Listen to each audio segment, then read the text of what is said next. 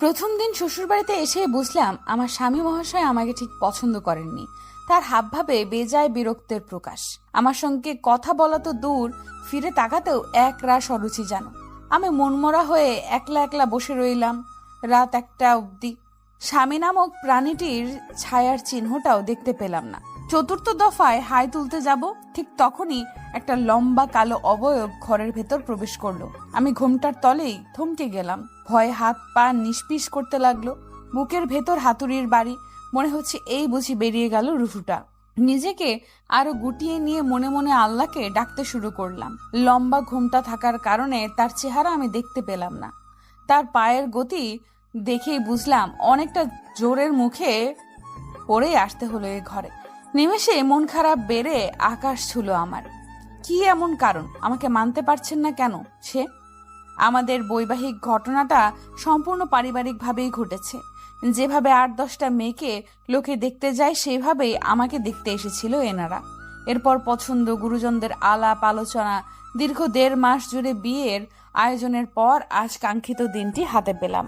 পাত্রপাত্রীকে আলাদাভাবে কথা বলতে দেওয়ার নিয়মটা আমাদের বেলায় না ঘটলেও তাকে জিজ্ঞেস করার সুযোগ পেয়েছিলাম অন্তত।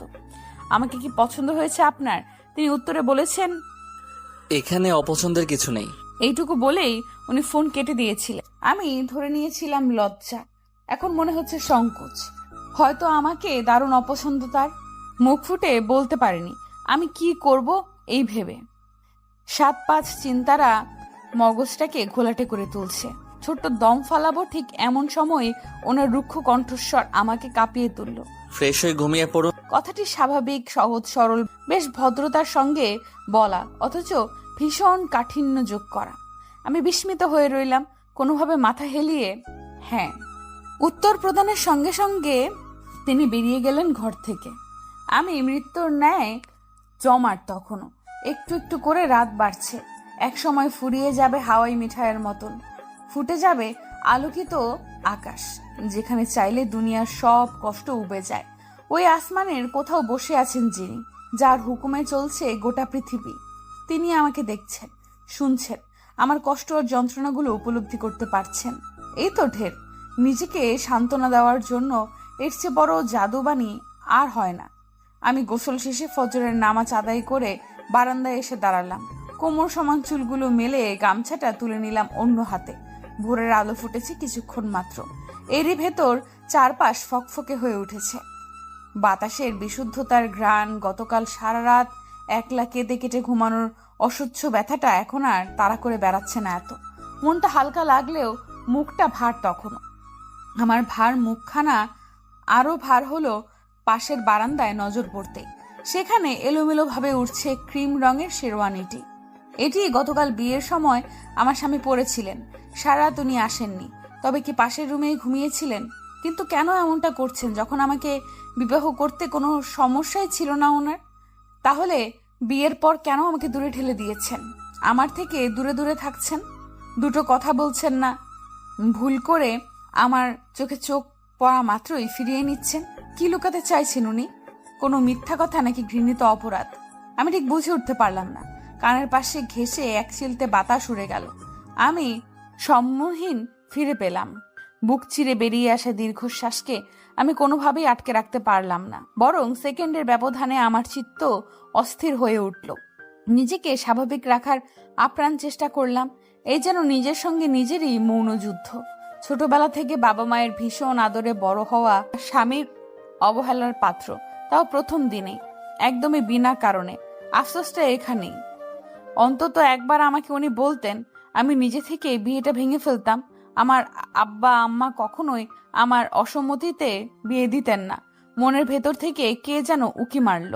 নরম মনের আমি এক মুহূর্তেই সিদ্ধান্ত নিয়ে নিলাম এই অবহেলা এবং দূরত্বের পেছনের কারণটা খুঁজে বের করব। যদি আমাদের ভেতর তৃতীয় ব্যক্তি থেকে থাকে তবে আমি বেরিয়ে আসব। আমি হয়তো ওনার এবং অন্য কারো ভেতরে তৃতীয় ব্যক্তি হয়ে গেছি। দরজায় টোকা পড়ল। চোখ মেলে ঘড়িতে সকাল 8টা আবিষ্কার করলাম।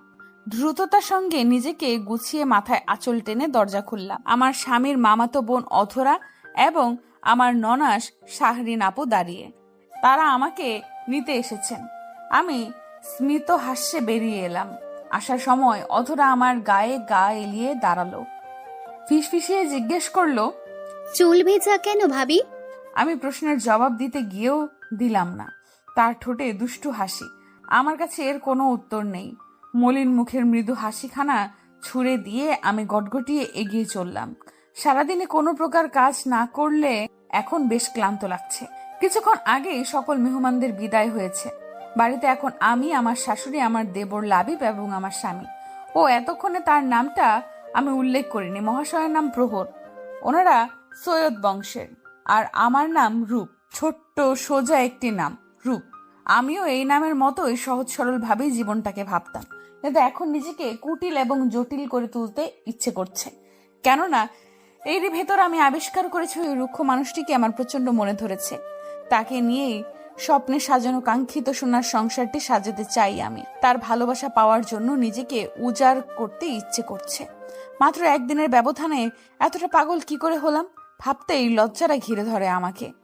একেই বুঝি বলে বৈধ সম্পর্কের শক্তি, টান। আমার মা বলতো, যখন তোর বিয়ে হবে তারপর বুঝবি স্বামী কি জিনিস। মায়ের কথার মর্মার্থ এখন আমি হাড়ে হাড়ে টের পাচ্ছি। সারাদিনে একটিবারের জন্য তার সঙ্গে কথা হয়নি আমার। নানান বাহানায় এদিক ওদিক ছিলেন। কিছুক্ষণ আগে আত্মীয়দের এগিয়ে দেওয়ার নাম করে বেরিয়ে গেলেন, এখনো আসছেন না। আমি ক্লান্ত শরীরটাকে বিছানায় মেলে ধরলাম। সারাদিন আম্মার ঘরেই কাটিয়েছি আমি। সকালে সেই যে এই ঘর ছেড়ে বেরিয়েছি, তারপর এই আসলাম। অথচ ঘর গোছানো আম্মা হয়তো কাউকে দিয়ে গুছিয়ে রেখেছেন। মনে মনে তার প্রতি কৃতজ্ঞতা প্রকাশ করলাম। চুলের খোপার কারণে শুয়ে আরাম পাচ্ছি না বলে খোপা খুলে ফেললাম। বালি সোজা করতে গিয়ে অজান্তেই হাত পড়ল চাদরের একেবারে কোণার অংশে, এবং সঙ্গে সঙ্গে আমি চমকে উঠলাম। 6 ইঞ্চির মতো জায়গাটা রক্তে রাঙানো। যদিও রক্তের দাগ শুকিয়ে গেছে ইতিমধ্যে, তবু আমার ভেতরটা কাঁপছে। কার রক্ত এগুলো, আর এলোই বা কোথা থেকে? কি আশ্চর্য! আমি নীরবে কাঁদছি, মনটা অস্থিরতায় ভরে রয়েছে। কাউকে রক্তের বিষয়টা নিয়ে জিজ্ঞেস করিনি। অপেক্ষা করছি ওনার। উনি এলেই এই প্রশ্নের জবাব দিতে বলবো। আমার জানা মতে এই ঘরে উনি ছাড়ার কেউই প্রবেশ করেনি সারাদিনে। রাত 10টার দিকে আমার শাশুড়ি রুমে এলেন। আমি উল্টো পাশ ফিরে শুয়ে। ওনাকে না দেখলেও ওনার উপস্থিতি টের পেলাম। দ্রুত হস্তে চোখ মুছে নিলাম। এইটুকু কান্নাতেই চোখ ফুলে লাল বর্ণ ধারণ করেছে। আমার আবার কান্নার অভ্যেস নেই। আমার শাশুড়ি হতবম্ব গলায় জিজ্ঞেস করলেন, হিরে মা, কাছিস কেন? কি হয়েছে? আমি আমতা আমতা করতে লাগলাম। কি জবাব দেব? উঠে বসতে বসতে জুতো সই জবাব খুঁজতে লাগলাম। পেয়েও গেলাম চট করে। বললাম, বাড়ির কথা মনে পড়ছে আম্মা। বলেই মাথা নিচু করে রইলাম। আমার শাশুড়ি পরম স্নেহে আমার মাথায় হাত বুলিয়ে দিলেন।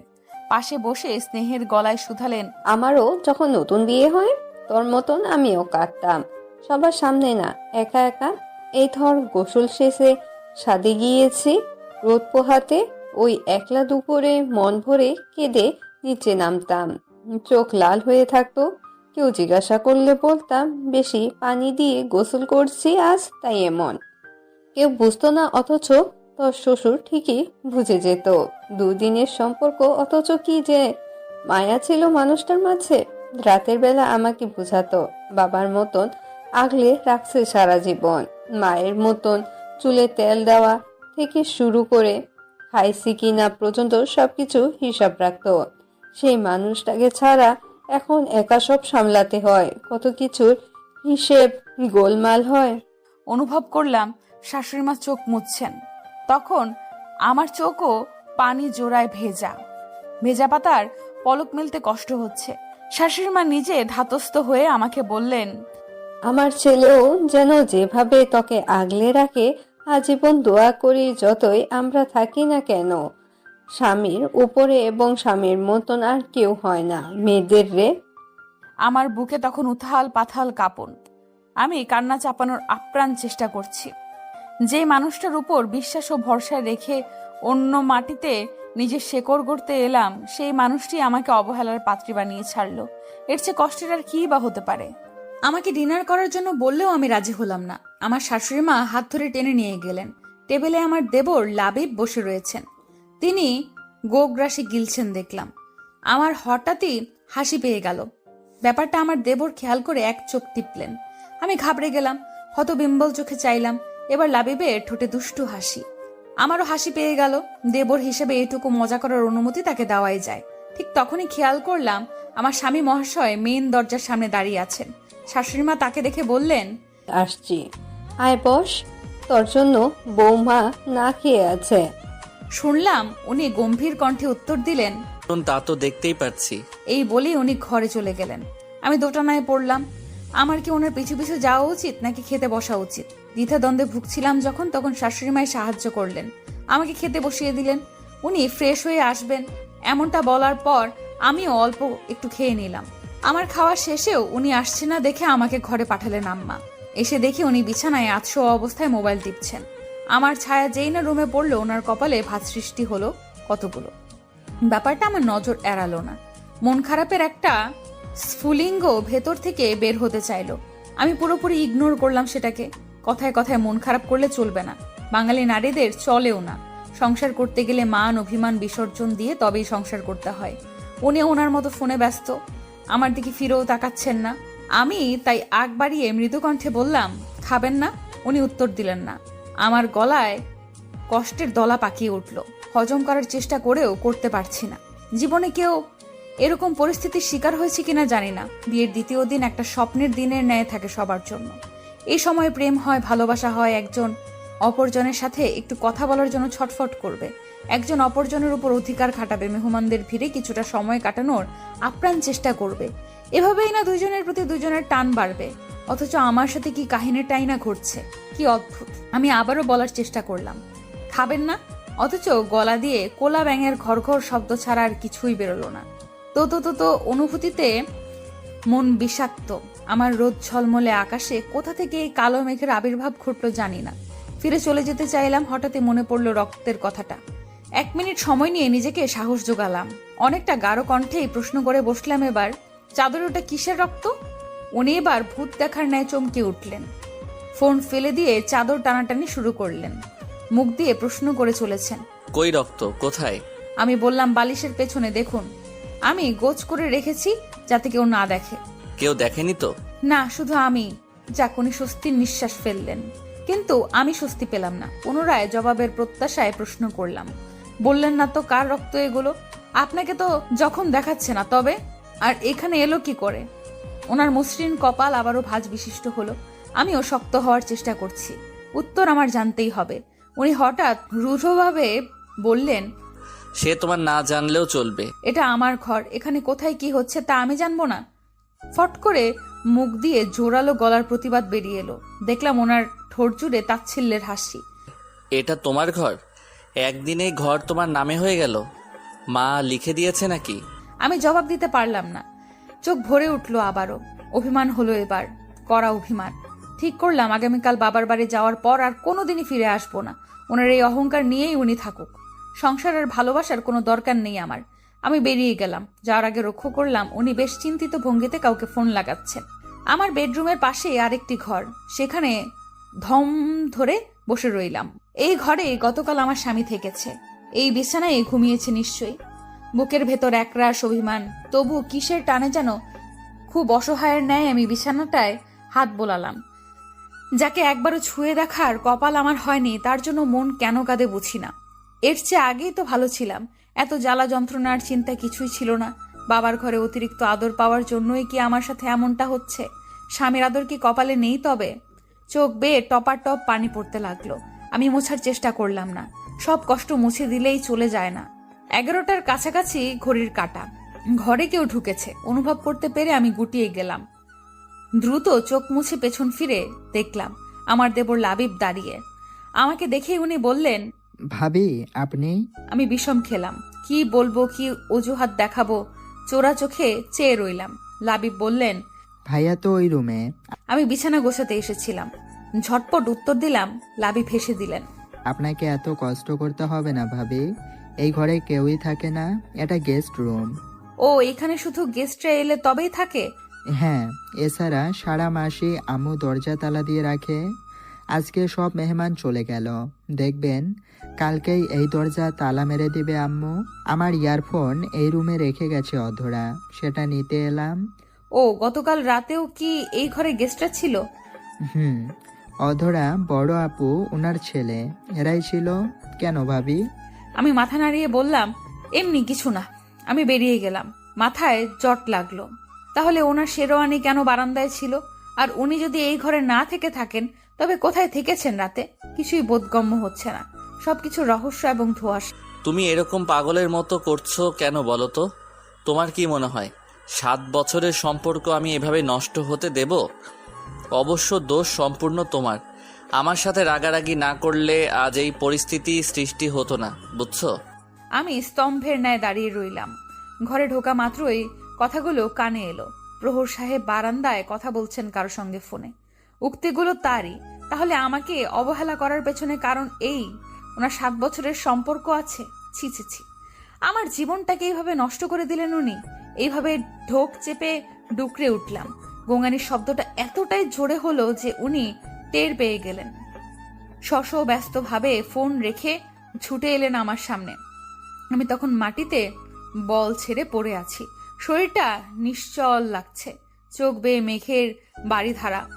আমি কোনোদিন ভাবতে পারিনি কারো মাঝে থার্ড পার্সন হয়ে দাঁড়াবো। প্রৌঢ় সাহেব ঠোঁট চুলকালেন, গাল চুলকালেন, ঘন দাড়িতে হাত বোলালেন। উনি নিশ্চয়ই ভাবছেন আমাকে কি বলে সান্ত্বনা দেওয়া যায়। আমিও কাঁদতে কাঁদতে ভাবছি কোন বাণী শুনলে নিজের মনটাকে শান্ত করতে পারবো। অদ্ভুত হলেও সত্যি, এত কিছুর পরও আমার মন বলছে একবার, শুধু একবার উনি আমাকে জড়িয়ে ধরুক, তাতেই দগ্ধ মনের জ্বলুনি কমবে। কি আশ্চর্য! এতটা বেহায়া কবে থেকে হলাম আমি? ছলছল চোখে আমি তার দিকে তাকালাম। তিনি বলার চেষ্টা করলেন, রূপ, শোনো। আমার যে কি হলো তখন, কোনো কথাই কর্ণকোহরে গেল না। নির্লজ্জের মতো ঝাঁপিয়ে পড়লাম ওনার গায়ের উপর। উনি টাল সামলাতে না পেরে আমাকে ধরলেন কোনো মতে। আমি হাউমাউ করে কাঁদছি, কাঁদতে কাঁদতে হেঁচকি উঠে যাচ্ছে, তবুও থামাতে পারছি না। লজ্জায় গাল নাক সব লালচে বর্ণ ধারণ করেছে। এতটা অপমানিত আর কোনোদিন হইনি বোধ হয়। যখন হুঁশ ফিরে এলো তখন কান্নার বেগ কমলো, তবুও অসাড় হয়ে তার কাঁধে মুখ গোজ করে রাখলাম। তার বুকের কম্পন আমাকে সহ কম্পিত করে তুলছে। অদ্ভুত শিহরণ শিরায় শিরায়, রগে রগে, পাজরে পাজরে কাঁপন ধরছে। কালো মেঘের ঘন ঘটা সরে বসন্তের মৃদুমন্দ বাতাস কাঁপিয়ে তুলছে মনোবাড়ি। ওনার সারা শব্দ নেই, কোনো বাক্য উচ্চারণ করেননি। কেমন লাগছে যেন আমার। আমি নিজেকে যথাসম্ভব সামলে মুখ তুলে তাকানোর চেষ্টা করলাম। আবিষ্কার করলাম উনি ড্যাব ড্যাব চোখে আমাকে দেখছেন। লজ্জায় মিলিয়ে গেলাম নিমেষেই। আখি পল্লব নামিয়ে স্তব্ধ হয়ে বসে রইলাম। বেশ কিছু সময় এইভাবেই কেটে গেল। আর কতক্ষণ এইভাবে বসে থাকবো তা ভাবতে শুরু করলাম। ঠিক তখনই শুনতে পেলাম তিনি বলছেন, এভাবে কান্নাকাটি করার কারণ কি? আমি উত্তর দিতে পারলাম না। নিজেকে আরো গুটিয়ে এদিক ওদিক মাথা নাড়ালাম। উঠবার চেষ্টা করলে তিনি আমার হাত ধরে টান দিলেন। নিচু হয়ে গেলাম। হুট করে বুক থেকে শাড়ির আঁচল খসে পড়ল। আমি স্তব্ধ হয়ে গেলাম, তিনিও স্তব্ধ হয়ে গেলেন। লজ্জারা আমাকে আপাদমস্তক ঘিরে ধরল। দ্রুত হাতে আঁচল ধরে উঠে দাঁড়ালাম। চলে যাওয়ার পা বাড়াতেই তিনি বলে উঠলেন, শরীর দেখিয়ে আমাকে বশ করার চেষ্টা করো না। আমি একজনকে কথা দিয়েছি। তাহলে আমাকে কেন বিয়ে করলেন? আমি তো চেয়েছি আপনার ঘরে আসিনি। গলায় কাঠিন্য যুক্ত করলাম। মেনি বিড়ালের ন্যায় কথা হয়েছে অনেক, এবার যা হবে সব খোলাখুলি। আমার জীবনটা পুতুল খেলা নাকি? চোখ দিয়ে আগুন ঝরছে আমার। দেখলাম উনি খানিকটা ঘাবড়ে গিয়েছেন। আমতা আমতা করে বললেন, ব্যক্তিগত সমস্যা ছিল কিছু, সবকিছু বলতে পারবো না। ঠিক আছে, আমাকে বলতে হবে না। যেহেতু আমাদের বিয়েটা পরিবার থেকে হয়েছে, তাই যে কোনো ডিসিশন তারাই নেবে। আমি আমার আব্বা আম্মাকে জানাবো, আপনার আব্বা আম্মাকেও জানাচ্ছি। তাদেরকেই বলুন কোন কারণে আমার জীবন নিয়ে খেললেন আপনি। সাধারণত আমি ভীষণ দুর্বল মনের অধিকারী, কিন্তু অন্যায় দেখলে আর সহ্য করতে পারি না। কিভাবে যেন খুব শক্ত হয়ে যাই। তাই এখানে তো আমাকে নিয়ে অন্যায় হচ্ছে, কিভাবে চুপ করে থাকবো আমি? গতি বাড়ালাম। শাশুড়িকে গিয়ে এক্ষুনি বলবো সবটা। তার আগেই আমার স্বামী মহাশয় আমার পায়ের উপর আছড়ে পড়লেন। আমি চমকিত। তিনি অনুরোধের স্বরে বললেন, প্লিজ এরকমটা করো না, প্লিজ আগে আমার কথাটা শোনো। আমি রুক্ষ স্বরে জবাব দিলাম, আর কি বললেন আপনি? কিভাবে আমাকে বোকা বানাইছেন সেটা বলবেন? হুম, কিভাবে তোমাকে ঝটকা খাওয়ালাম সেটা বলবো। মানে আমি এবার ভীষণ অবাক হলাম। দেখলাম ওনার ঠোঁটের কোণায় হাসি। আমাকে উদ্দেশ্য করে বিদ্রুপ ভরা হাসি ছুটছেন। আমার রাগ তখন আরো বেড়ে গেল। আমি চলে যেতে চাইলে উনি দ্রুত উঠে দরজা বন্ধ করলেন। তারপর আমার হাত ধরে টেনে বিছানায় নিয়ে বসালেন। আমি নাক উঁচু করে রেখেছি, একটা কথাও বলবো না বলে ঠিক করেছি। উনি বলতে লাগলেন, তোমার সাথে মজা করলাম একটু, দেখলাম খেপালে তোমাকে কেমন লাগবে। ভেতরে ভেতরে চমকালেও আমি বাহির থেকে ঠাট বজায় রেখেছি, প্রত্যুত্তর করলাম না। তিনি আবার বললেন, বোকামে, আমার যদি কারো সাথে সম্পর্ক থাকতোই তবে কেন তোমাকে বিয়ে করতাম আর বিয়ের আগে ক্লিয়ার করতাম না বলো? তাহলে কেন অবহেলা করলে? অভিমানের গলা ভার হয়ে এলো আমার, চোখ টলমল করছে। উনি এবার আমার কাছে এলেন, খুব কাছে। যত কাছে এলে আমার নিঃশ্বাসের উত্তাপ ওনার গায়ে লাগে। আমি শিহরিত বোধ করলাম, আটসাট হয়ে বসে রইলাম উত্তরের আশায়। ভেতরটা খুশিতে কেঁপে কেঁপে উঠছে। আমার সঙ্গে নিশ্চয়ই মজা করছেন উনি। আমি ভীষণ নার্ভাস ছিলাম, কিভাবে বললে তুমি ব্যাপারটাকে মজার চোখে দেখবে না তা ঠিক করতে গিয়ে এই পন্থা মাথায় এলো, তাই একটু রুড সেজেছিলাম আর আলাদা থেকেছি, নিজেকেও প্রস্তুত করেছি। আর তোমার কাছে হাসির পাত্রও হয়নি, নইলে তো সারা দেশে বলে বেড়াতে বিয়ের রাতে তোমার ভয়ে আমি অন্য ঘরে ঘুমিয়েছিলাম। আমি ঠোঁট বাঁকিয়ে বললাম, এতটা খারাপ না আমি, একবার বলে দেখতেন। আমি কখনোই অন্য মাইন্ডে নিতাম না, বরং আপনাকে সময় দিতাম, নিজেও নিজেকে প্রস্তুত করতাম। কিসের জন্য? আমার আদর খাওয়ার জন্য?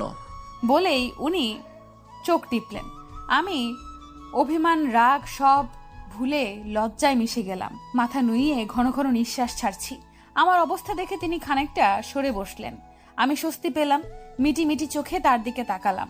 প্রসঙ্গ খোরাতে প্রশ্ন করলাম, আর ওই কথাগুলো আপনি ফোনে কাকে বলেছিলেন যে আপনার 7 বছরের সম্পর্ক? ওটা? উনি হাসলেন, পকেট থেকে ফোন বের করে নাম্বার দেখালেন, অধরা নাম দিয়ে সেভ করা। বললেন, দেখো অধরাকে বলছি। আরে তুমি আসছো, আমি টের পেয়ে এমনটা করছি, বলছি তোমার সাথে প্র্যাঙ্ক করছি। আর অধরাকে আগে সেট করে নিছিলাম, বিশ্বাস না হলে ওর সাথে কথা বলে দেখতে পারো। বিশ্বাস করেছি। আচ্ছা যাও, আমি মাফ চাইলাম, জানি যা করেছি খুব ভুল, মজা করতে গিয়ে তোমাকে অজান্তেই অনেক কষ্ট দিয়ে ফেলছি। অবশ্য এটা না করলে কখনোই বুঝতাম না আমাকে তুমি ইতিমধ্যেই কতটা ভালোবেসে ফেলছো। আমি চুপ করে রইলাম। এই কথার জবাবে কি বলতে হয় আমি জানি না। তিনি ক্ষণকাল চুপ করে থেকে ফের প্রশ্ন করলেন, আচ্ছা রূপ, যদি সত্যি আমার জীবনে কেউ থাকতো আর তুমি সেটা বিয়ের পর জানতে পারতে তবে কি করতে? আমি অশ্রুসিক্ত চোখে তাকালাম। জানি না কেন ভীষণ কান্না পাচ্ছে আমার। কেন পাচ্ছে বলতে পারবো না। কিছু কিছু কান্নার কারণ হয় না, হয়তো এটা সুখের কান্না। আমি নির্মল গলায় বললাম, আমি চলে যেতাম, কারো কাছে তৃতীয় ব্যক্তি হয়ে থাকতে চাই না, অভিশাপ করতে চাই না। দিতাম কেন, আপনি শোনেননি? জোর করে কাউকে ধরে রাখা যায় না। আপনি তো মানুষ, বিড়াল কুকুর না যে জোর করে খাঁচায় ভরে পোষ মানাবো। উনি চুপ হয়ে গেলেন। আমি উঠে দাঁড়ালাম। উনি ডাকলেন, রূপ। জি। কই যাচ্ছ? বারান্দায়। কি দরকারে? চাঁদ দেখব। ঝিরিঝিরি বাতাস বইছে, নিস্তব্ধ নিগুড় প্রকৃতি। বারান্দার সামনে একটা চিপা গলি। আপাতত গলিতে কেউ নেই। গলির শেষ মাথায় টিমটিমে আলো দেওয়া হলদেটে আলো জ্বলছে। সেই আলোর দয়ায় গলির এই মাথাও হালকা পাতলা সবকিছু দেখা যাচ্ছে, কিন্তু সবই অস্পষ্ট, অন্ধকারাচ্ছন্ন। আমি এক পলক সেদিকে চেয়ে পুনরায় আকাশ দেখায় মনোযোগ দিল। আমার ভেতরটা ঢিপ ঢিপ করে কাঁপছে। আমি জানি উনি আসবেন। আমি জানি আজ রাতে কিছু হবে যা বদলে দেবে আমার চিরচেনা পুরো পৃথিবী। আমাকে হারিয়ে নিয়ে যাবে নতুন কিছুর আচ্ছাদনে। আমি জানি নিজেকে হারিয়ে তাকে চিনতে পারবো পুরোপুরি। এই আকৃতি, এই কামনা, এই প্রণয় আমাকে হাতছানি দিয়ে ডাকছে। মন চিৎকার করে বলছে, আপনি আসুন, আমাকে ভালোবাসুন, আদর করুন। সাক্ষী থাকুক এই রাতের প্রহর। এই চাঁদ যেন লজ্জা পেয়ে নিজেকে মেঘের তলায় আড়াল করে নেয়। কোথায় আপনি? আসছেন না কেন? নাসিকা পথ বেয়ে দীর্ঘশ্বাস বেয়ে এলো। ঠিক তখনই আমার পেছনে তাকে আবিষ্কার করলাম। আমাকে আড়াল করে আমার উপর দিয়ে 2 হাতে গ্রিল চেপে ধরেছেন উনি। ওনার বুক আমার পিঠে মিশে গেছে, আমার শরীর ঘাম ছাড়লো। এতটা নার্ভাস জীবনে আর কখনোই হয়নি। আমি গুটিসুটি মেরে রইলাম। উনি প্রশ্ন করলেন, আকাশটা ভীষণ সুন্দর তাই না? আমি মাথা হেলিয়ে হ্যাঁ বললাম। তোমার মতো? আমি মাথা হেলিয়ে না বললাম। তোমার চাইতেও বেশি? আমি মাথা হেলিয়ে না বললাম। তোমার চাইতে কম? এবার মুখ খুলে বললাম, জানি না। উনি ফট করে আমাকে টেনে মুখোমুখি করে নিলেন এবং অধরে অধর মেশালেন। আমি স্তম্ভিত পুরোপুরি। ওখানেই আমার নিঃশ্বাস আটকে এলো, ওখানেই আমার মরণ যেন। আমি অপেক্ষার প্রহর গুনতে লাগলাম। নিজের হাত জোড়া কখন যে ওনার পিঠ খামচে ধরেছি জানি না। যখন সম্ভিত ফিরে পেলাম তখন অনেক সময় পেরিয়ে গেছে। আমার ঘাড়, গলা, গাল, চোখ সবকিছুতে ওনার স্পর্শ লেগে গেছে। এলোমেলো চুলের আমি এক ছুটে ঘরে প্রবেশ করবার সিদ্ধান্ত নিলাম। ওনার দিকে পিঠ দিয়ে বুকের আঁচল ঠিক খেয়াল করলাম কেউ একজন গলির কিনারে দাঁড়িয়ে আছে। তার জ্বলন্ত চোখ আমাদের দেখছে। আমার আপাত মস্তক শিরশির করে উঠছে। মুখ দিয়ে অস্ফুট স্বরে চিৎকার বেরিয়ে এলো। বাবার বাড়ি সকালবেলাতেই চলে এসেছি। আমার বড় ভাই সুমন এবং বড় ভাবি হিয়া গিয়ে আমাদের দুজনকে নিয়ে এসেছে। গতকাল রাতের ঘটনাটা এখনো মাথা থেকে সরেনি। চিৎকার দেওয়ার কারণ কি জানতে চাইলে আমি কিছুই বলতে পারিনি তাকে। আর অবাক করা বিষয় হলো সেই চোখ জোড়াও উধাও হয়ে গিয়েছিল নিমেষেই। প্রহর সাহেবকে বারান্দায় রেখেই আমি চলে আসি। এরপর ঘুমানোর বাহানা করে মাঝরাত পর্যন্ত শুয়ে আছি। তিনি আরো একবার আমার কাছে আসতে চেয়েছিলেন, কেন যেন আমার মন টানেনি। কোথাও কিছু একটা চলছে এরকমটা মনে হচ্ছিল বারবার। ষষ্ঠ ইন্দ্রিয় নাকি সব সময় আগে থেকে অনেক কিছুর জানান দিয়ে দেয়। আমার বেলাতেও তাই হচ্ছে হয়তো। অর্থাৎ যাই ঘটছে তা জানতে হবে আমাকে, এবং তা অতি দ্রুতই। কোনো কিছু নিশ্চিত না হয়ে আমি প্রহর সাহেবকেও কিছু বলতে পারছি না, আবার অন্য কাউকে শেয়ারও করতে পারছি না। আচ্ছা, ঝামেলাতে পড়েছি। মনের উস্কুসানি নেভাতে কিছু করা অতীব প্রয়োজন। গতকাল রাতে আরো যে জিনিসটা লক্ষ্য করেছি তা হলো, আমি শোয়ার পরেও প্রহর সাহেব শুয়ে পড়েননি। ফোন নিয়ে প্রায় ঘন্টা 2 বসেছিলেন। উনি ভেবেছেন আমি ঘুমোচ্ছি, কিন্তু আমি সজাগ ছিলাম এবং তাকে পর্যবেক্ষণ করছিলাম। হয়তো বেচারাকে কাছে আসতে দেইনি বলে মন খারাপ ছিল, অথবা ঘুম আসছিল না তাই ফোন ঘাটছিল। স্বাভাবিক একটা বিষয়, তবুও কেন যেন অস্বাভাবিক লাগছে। আমার ভেতরটায় সন্দেহ দিয়ে বোঝাই। থুর, নিজের প্রতি নিজেরই বিরক্ত লাগছে। হিয়া ভাবি ঘরে ঢোকায় আমি নড়ে চড়ে বসলাম। তাকে দেখে বুঝলাম তিনি অবাক কোনো কারণে। আমি জিজ্ঞেস করলাম, কি হয়েছে ভাবি? নাই, ওরে জামাই বউ আসে থাকে। 2 দিনের দিন ও বাড়ি থেকে কেউ এসে খেয়ে দে তোদের নিয়ে যাবে, এমনটাই তো নিয়ম জানতাম। কেন? তোর ননদ চলে আসছে নাচতে নাচতে, দেখ বাইরে গিয়ে। আমি বিস্ময় নিয়ে বললাম, আমার ননদ? অধরা নাম করে মেয়েটার কথা বলছি। আমি রীতিমতো ঝটকা খেলাম। এখানে অধরা কেন এসেছে? কি কারণ? অবাক হয়ে তাকিয়ে রইলাম ভাবির দিকে। ভাবির চোখ মুখ কুচকে রয়েছে, যা দেখে অনুমান করতে পারছি অনেক কিছু। আমার ভেতরটা ধুকধুক করে উঠল। হিসাব মেলাতে চেষ্টা করলাম। গতকাল রাতে ওই ফোনে কথা বলার ব্যাপারটার সময় অধরার নাম দিয়েই চালিয়ে দিয়েছেন প্রহর সাহেব। আবার আজকে আমাদের বাড়িতে এই মেয়ে হাজির। এছাড়াও বিয়ের সময় অধরার কিছু কিছু ব্যাপার আমাকে খুব রাগিয়ে দিয়েছিল। বারবার আমার বরের পাশে এসে বসে থাকা, ওনার হাত ধরে টানাটানি করা, ওনার সাথে এসে ঘেঁষাঘেঁষি করা, আমাকে দেখিয়ে দেখিয়ে ওনার সাথে খুব ক্লোজলি ছবি তোলা, এগুলো স্বাভাবিক মাইন্ডে নেওয়ার চেষ্টা করলেও কেন যেন এখন সবটাই অস্বাভাবিক লাগছে। রাগে ফের চোয়াল শক্ত হয়ে এলো আমার। পরবর্তীটা ভাবি লক্ষ্য করে আমার কাঁধে ধাক্কা দিল। কিরে, এভাবে মুখ শক্ত করে আছিস কেন? কিছু না ভাবি, গমগমে কণ্ঠস্বরে বললাম আমি। ভাবি বিশ্বাস করলেন না। উনি আমাদের বাড়িতে আছেন বছর 3 সময় হবে, অথচ সম্পর্কটা যেন আজন্মের। মায়ের পর যদি কেউ ভীষণ ভালোবাসা দিয়ে থাকে আমাকে, তবে সেই ভাবি। ইনি আমার বান্ধবীর ন্যায়, সব সময় সবকিছু শেয়ার করি, সেও করেন। ভাবির থেকে এইসব যে লুকাতে পারবো না তা জানা কথা, তাই লুকালামও না। ভাবিকে নিজের সন্দেহের সব কথা খুলে বললাম। সব শুনে হিয়া ভাবি থ হয়ে বসে রইলেন। আমার চোখে অশ্রু টলমল করছে। বিয়ে নিয়ে, সংসার নিয়ে, স্বামী নিয়ে ভীষণ ভীষণ ভীষণ স্বপ্ন ছিল আমার চোখ জুড়ে। তা বোধ করি ভাবিও ভালো করেই জানেন। সেই আমার কপালেই এরকম কিছু ঘটবে আশা করিনি কখনো। মাকে দেখে চোখের জল সামলালাম। মা বললেন, কি রে, তোমরা দুজনে কি গুটুর গুটুর করো? আর রূপ, তোর ননদ আসছে, তুই ঘরের কোণে খুঁটি কাটছিস কেন? আয় বাইরে আয়। ও মা, তুই কাঁদিস কেন? তোর চোখে পানি কেন? মা কথা বলতে বলতে কাছে এলেন। আমি দ্রুত চোখ মুছলাম। ভাবি বললেন, রূপের চোখে কি যেন ঢুকেছে আম্মা, আমাকে দেখাচ্ছিল। আমিও ভাবির কথায় তাল মেলালাম। মা আমাদের দুজনের দিকে তাকিয়েই রইলেন। বোধহয় বিশ্বাস করলেন না, অথবা বিশ্বাস করতেও পারেন। আমি কোনো রকমে ঘরের বাইরে বেরিয়ে এলাম। এসেই দেখতে পেলাম প্রহর সাহেবের কাঁধ ঘেঁষে অধরা বসে রয়েছে। প্রহর সাহেব বিব্রত অধরার কারণে। আমি ধীর পায়ে তাদের দিকে এগিয়ে গেলাম। অধরা বলল, ভাইয়া আমাকে রেখে একা একা শ্বশুরবাড়ির আদর খেতে চলে এসেছে ভাবি, তাই আমিও চলে এলাম। এটা তো তোমার শ্বশুরবাড়ি না অধরা, তোমার ভাইয়া 1000 বার আসবে। তার মানে কি তুমিও 1000 বার আসবে? ঠোঁটে হাসি রেখেই কথাটি বললাম আমি।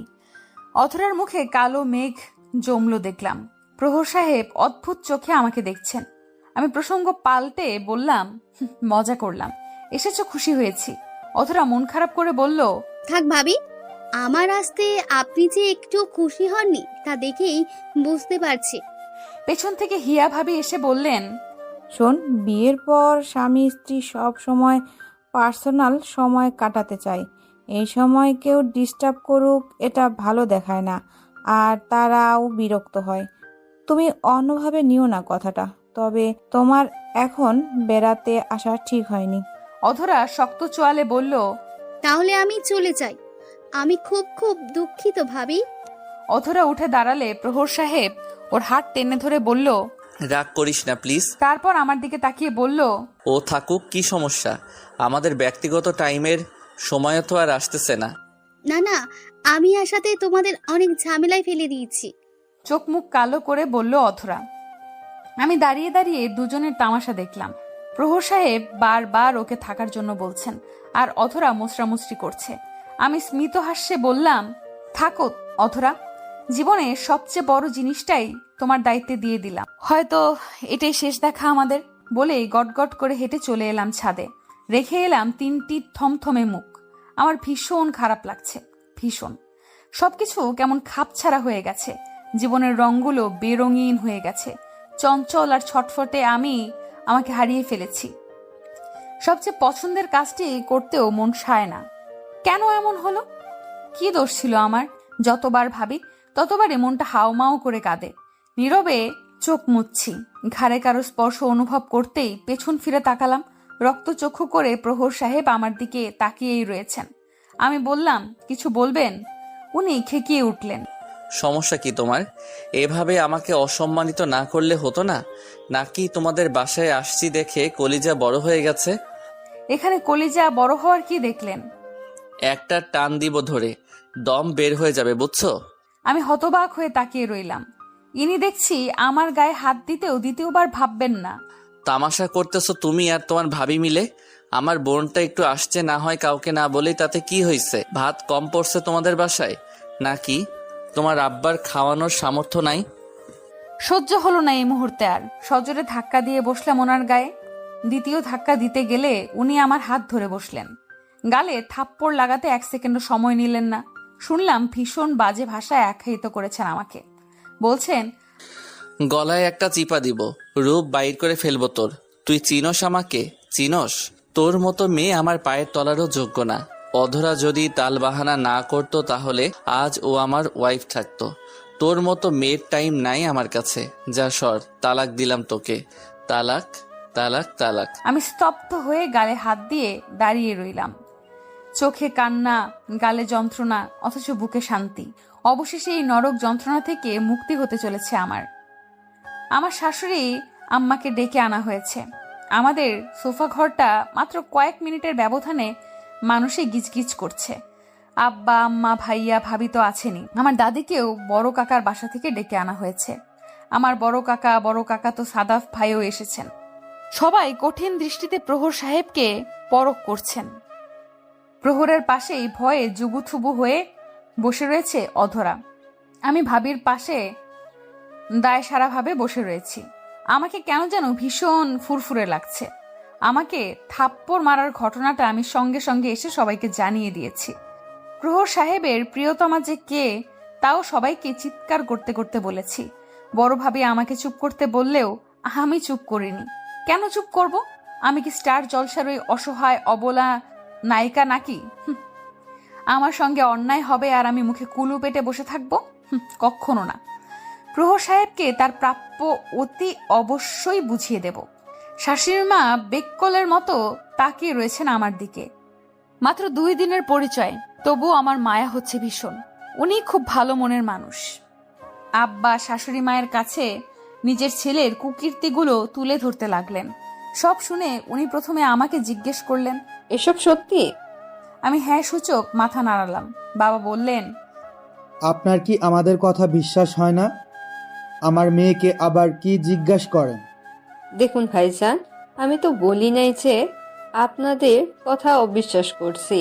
এখানে অন্যায় হলে আপনার মেয়ের সাথে হয়েছে, এখানে কথা বলার অধিকার ওর সবার আগে, তাই ওকে জিজ্ঞাসা করলাম। বাবা খানিকটা নিবলেন।